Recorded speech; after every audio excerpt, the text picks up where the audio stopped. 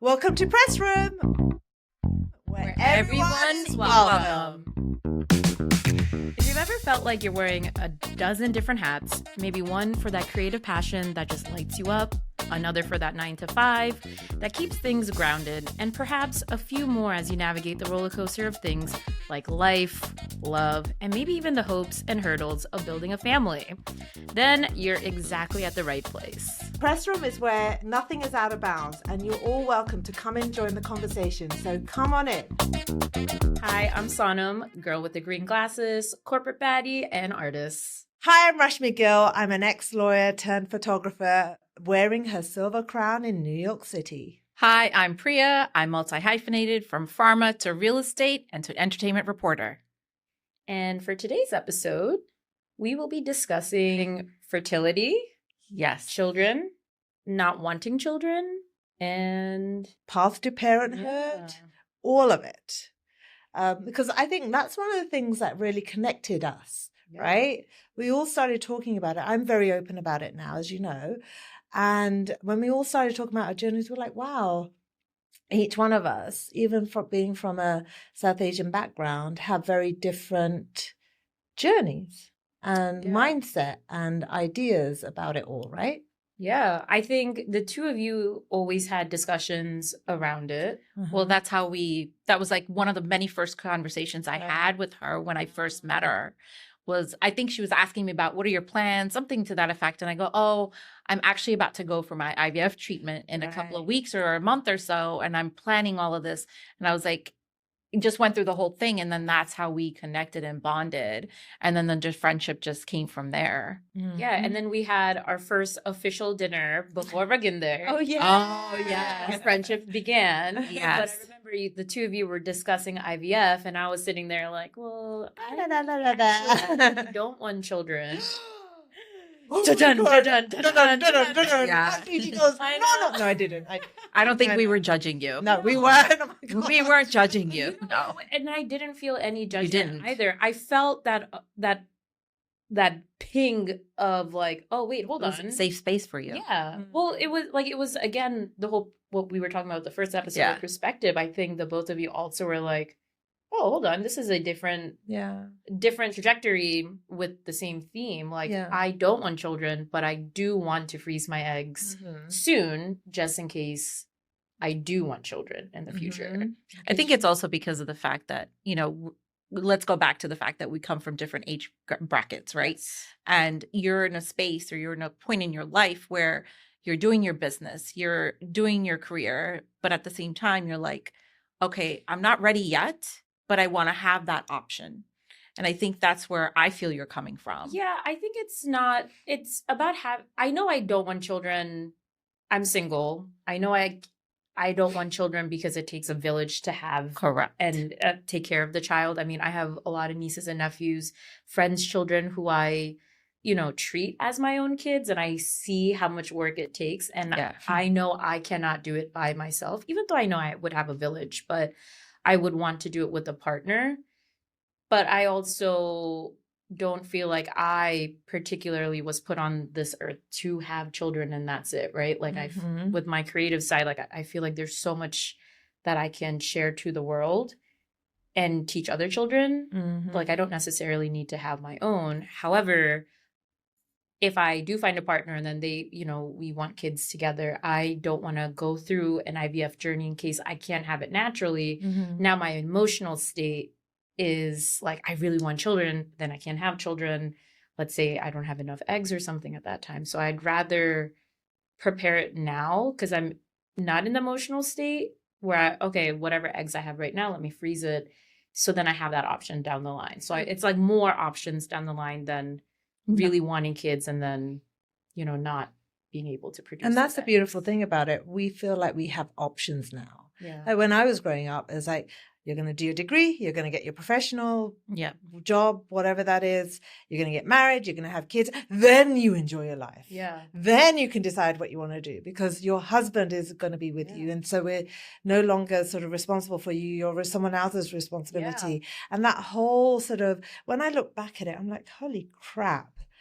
I was that's all I knew. Having said that, I was very much one of those people and girls that stood up for women's rights. Even back then, I was a real true suffragette. I didn't wear a bra, but I would have burnt it if I had. I definitely burn mine now. But, you know, I still stand up for women's rights, and they've evolved, but they're still the same, let's be honest.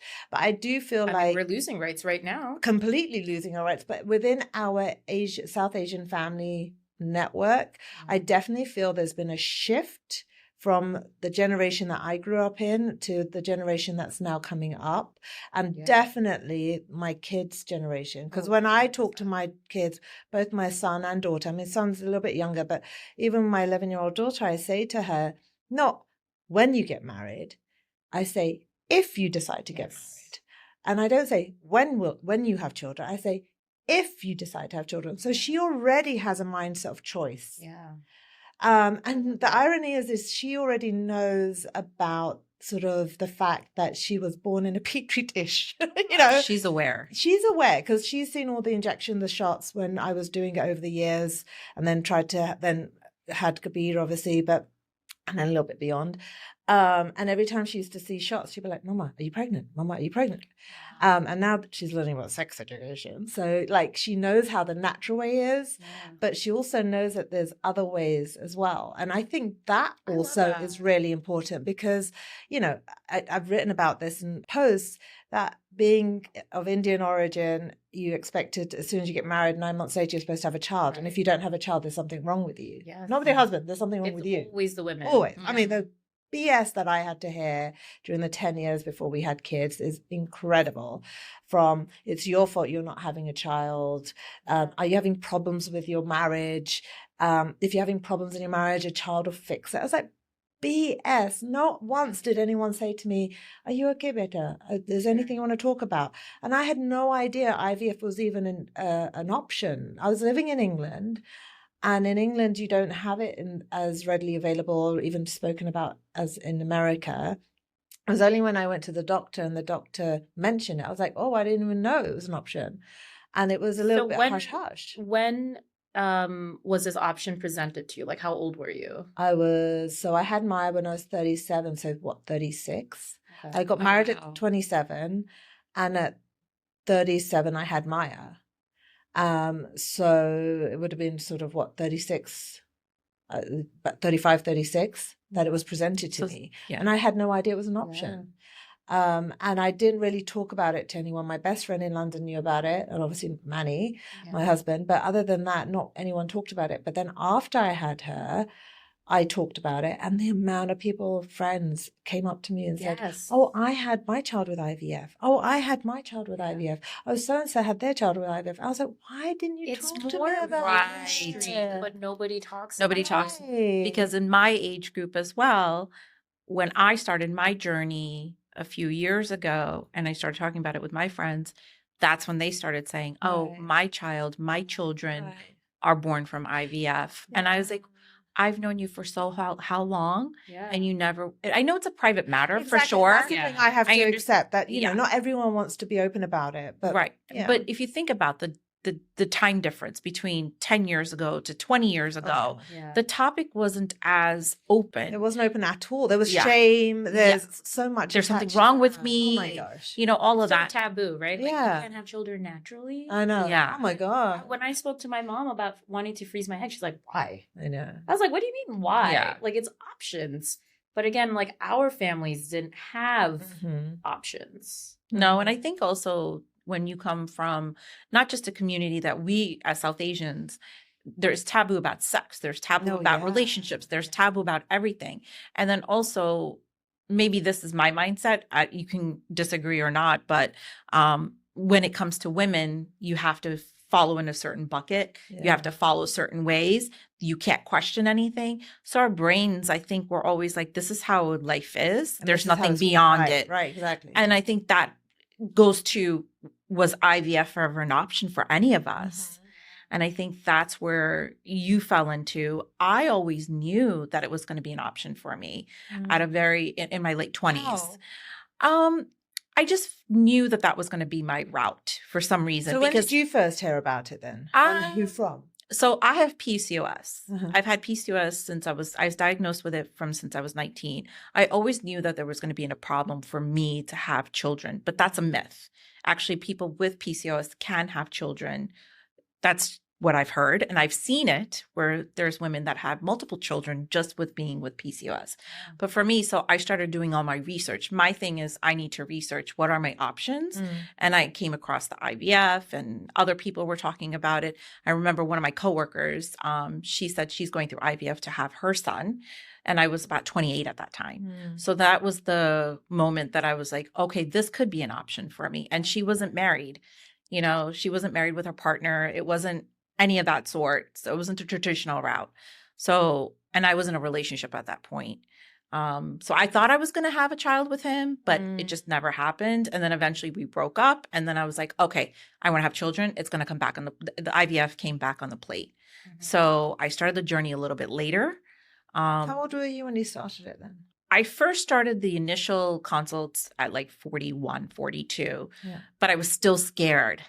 So I took another 2 years to do it. I was so scared. What were you scared of? Wow. I think I was scared. And to be honest with you, I don't care about what the society has to say about, especially in our community, but I was still scared. Yeah. I was still scared about not only what they're going to say, but also how can I do this alone? There were other fears in regards to it. How am I going to do this alone? Do you think that fear came from outside and it was put on you, or do you feel like where do you think that fear comes from? I think my fear in my life has come from outside all the time. Okay. So now recently I'm in my own skin now. So I'm not fearful of anything anymore. Yeah. So for me, I'm more vocal about the journey. I do tell people, I've done it. It hasn't worked. I still keep saying yet because I want to manifest the fact that I do want to still have children. Will have children. Yes, and I will have children. And you will name them Sonam and Rashmi. Yes. Yeah. Even if they're boys. Yes. Saminder if it's. But yes. So because I've always wanted to have children. Yeah. I love children. Yeah. I worked during college, I worked at a pediatrician's office. Aww. So I loved being around children. I love being around my nieces and nephews. So I like that. And I love being around my friends' kids as well. So that's important to me. You'll be a great mom. Yeah. I'm hoping I get there soon. You will get I'm it. manifesting it. You will get it. Yeah. All the good juju. It's funny because I remember saying to myself that when I was younger, I wanted 4 kids, 2 boys, 2 girls. Same. Yeah, because I wanted I wanted a siblings. football team. I mean, I won't go that far. I'm just saying. American football or European football? Oh, I mean, this is a whole different. that's a different debate now. Isn't European football like a bigger team though? Yeah. Yeah. Yeah. That's what I'm saying. That's a lot of kids. So that's Yeah. European football or American football. We can combine our Yeah. kids.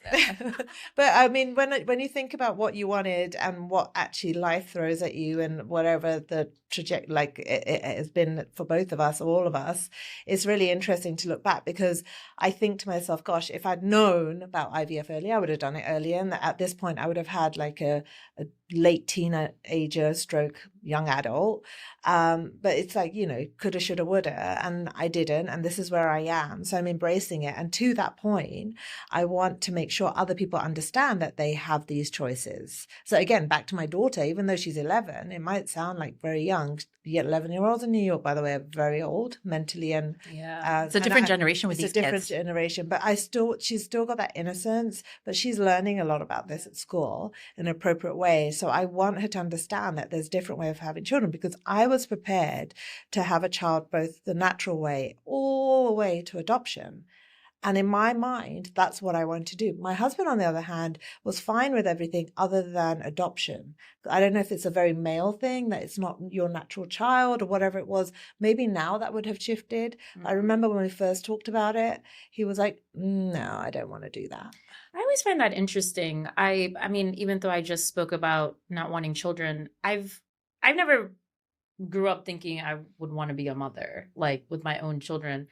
But I've always had this inkling that I've always wanted to adopt. And it's because I've always had older friends growing up. So I literally grew up with their kids. Too. Right. They were in my life since I was very young. So I treated them as my children, that adopting a child, I would have never thought of them being someone else's child. Like that would still be my child, right? And I find that so interesting that a lot of families, even before they have issues having children, are like, no, we cannot adopt. And again, even in our culture, I mean, this goes like society in general, I think that's pretty much a topic. Like, if they're not your blood, they're not yours. And it's like, that's ridiculous. It's ridiculous in my mind. A child is a child. You have nurturing and you have nature. Yeah. At the end of the day, you could have a donor eggs, donor sperm, donor embryo. Exactly. Like, there's so many ways of having a child. Yeah. And literally, you know this, up until last January, that was my last embryo that I used, and the June before that was my penultimate one. And I was like literally until early last year thinking I was going to have another child. So after Kabir, I had 2 more embryos. And so he was born 2020. And then, what was it? Last year was 24. Gosh, what year are we? And so June 23, I did one. And then January 24 was my last one. And that one didn't work. And that's when I was like, okay, that's it. It's all over. And I should cry. But every time I think about it, it was like, that was my last chance. And that's why I took the whole of January to mourn the fact that that was it. No more kids. And even though I was 40 something, like 45, 46, 47, I was going to be an even older mum. I was 45 with Kabir. It just sucked. I was like, this is not fair that women have to go through all of this shit. The emotional, the physical, the financial. Let's not talk about the the financial. It's ridiculous. Yes. There's so much that women have to go through in order to have kids, and it still might not work. Yeah. And I think I gave myself that time and grace for the whole of January, just mourning the fact that I was not going to have any more kids. And then that was my new chapter in life. Like, this is my new chapter. And I'm the one of these people that just turns it on its head. I mourn it. I let all my feels out. I honor my feelings. And then I move on somewhat. Like, grief is grief. Grief comes like this, right? And losing a child, miscarriages, you're losing a child. It is a loss.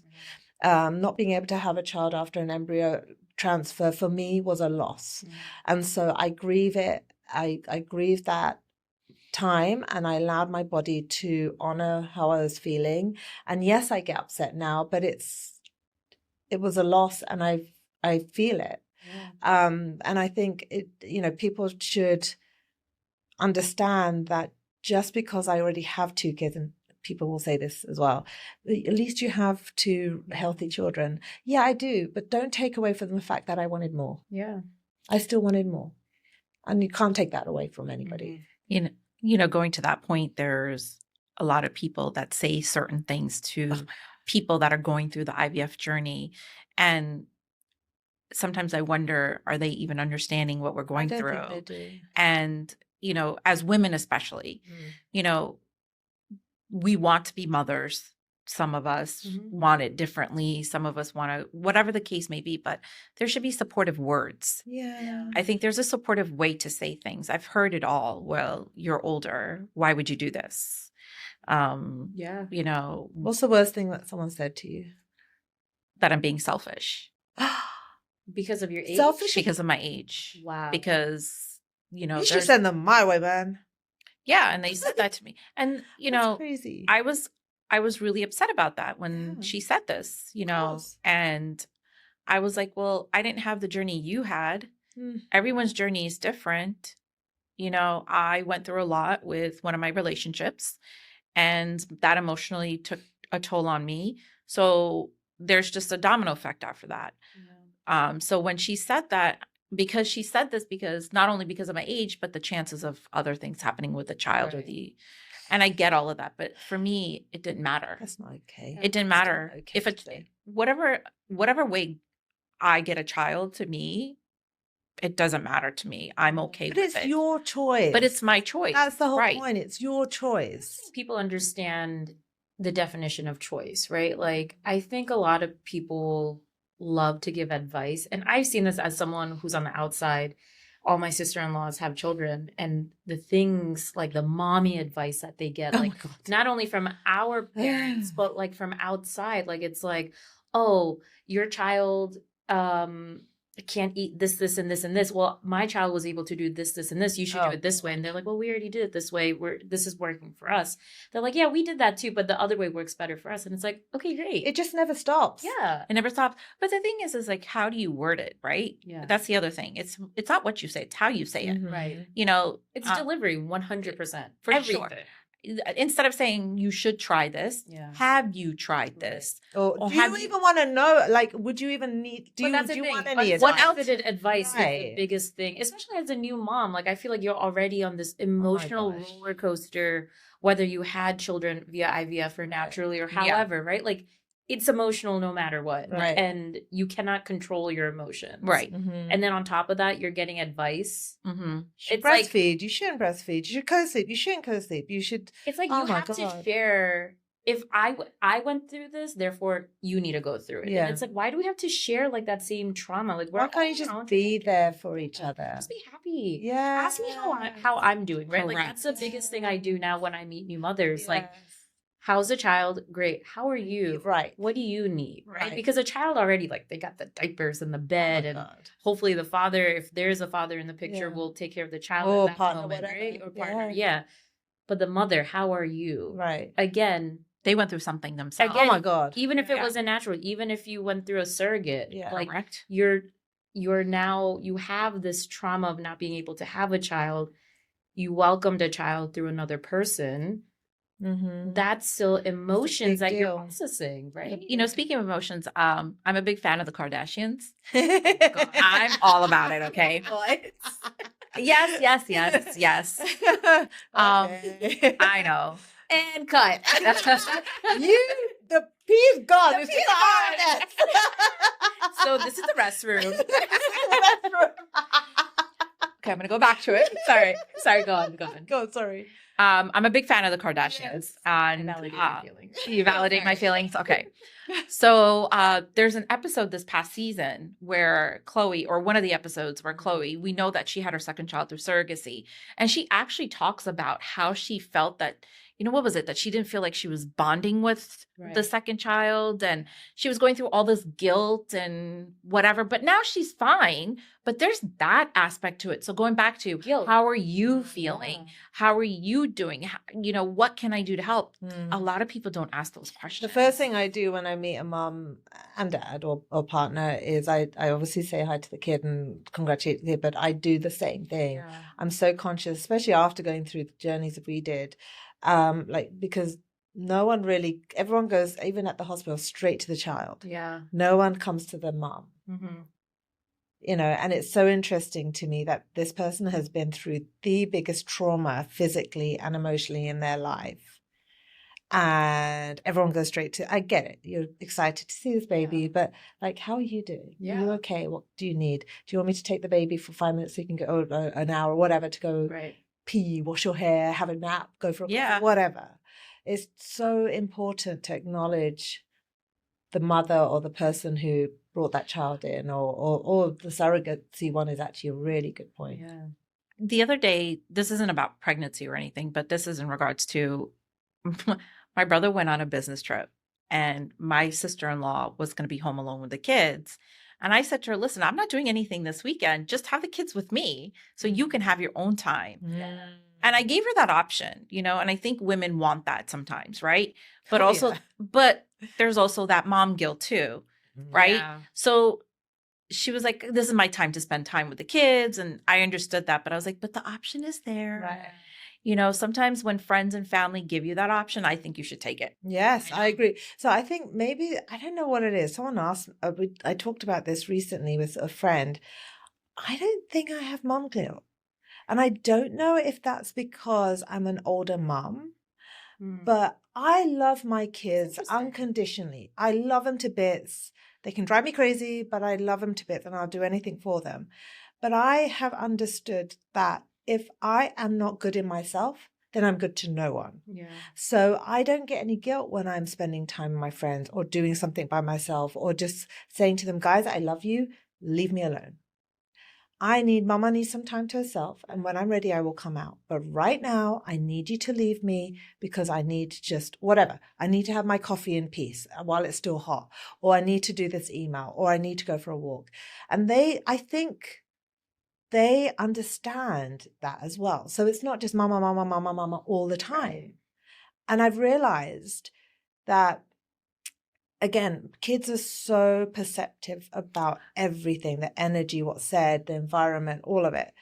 And if I show to them that it's okay to love, like have an unconditional loving relationship, but it's okay also to have your separate time, that will also be normal for them. My mom just had this conversation with me recently where she told my brother, like, why don't you bring the boys to our house? Like, we'll watch them 2 days a week. So then my sister-in-law can get a break.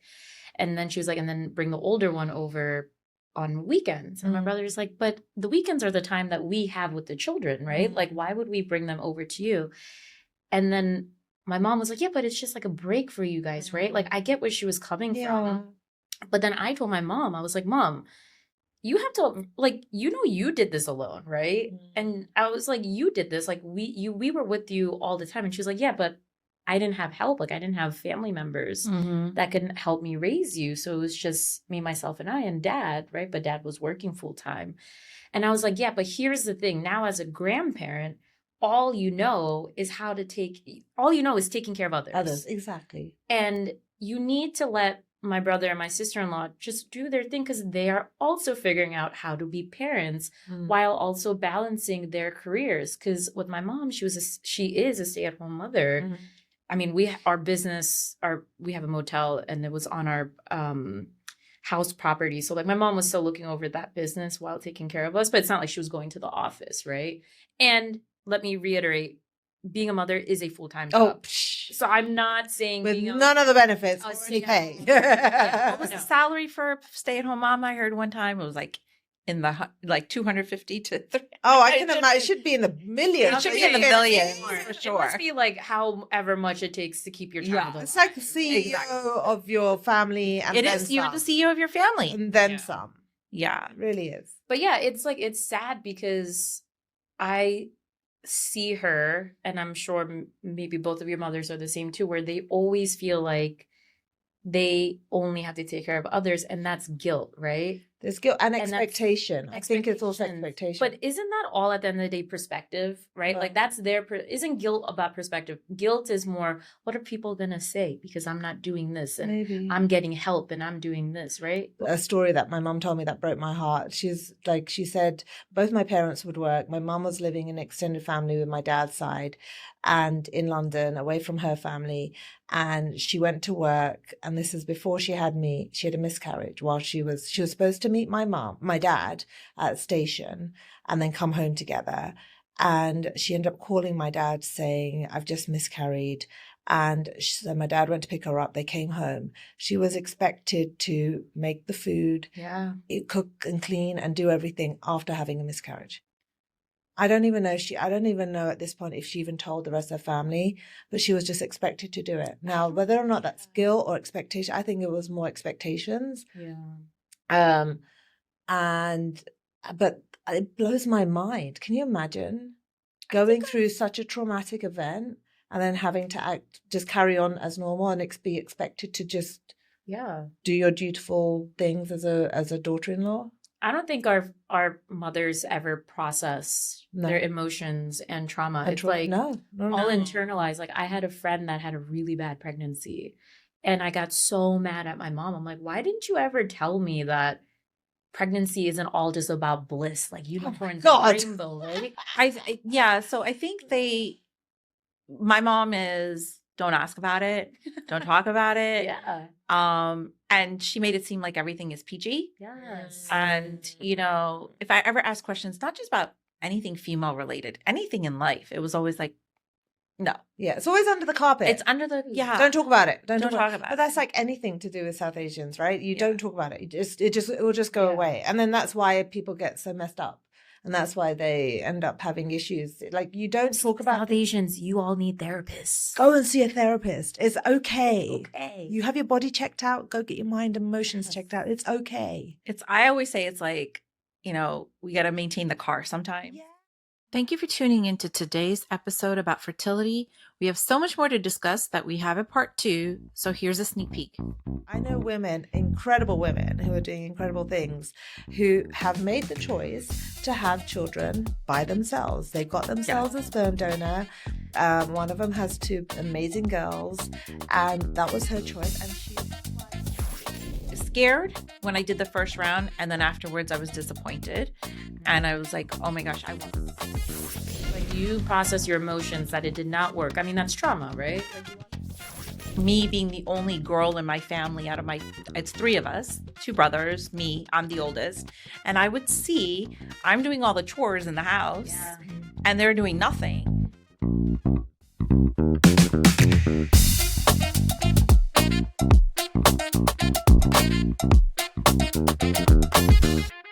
Please remember that the content shared on this podcast reflects our personal experiences and perspectives. We are not providing professional advice in any field, including but not limited to creative pursuits, career guidance, or fertility matters. Our aim is simply to share our stories and connect with others who may be navigating similar journeys. Always seek guidance from qualified professionals for specific advice tailored to your individual circumstances.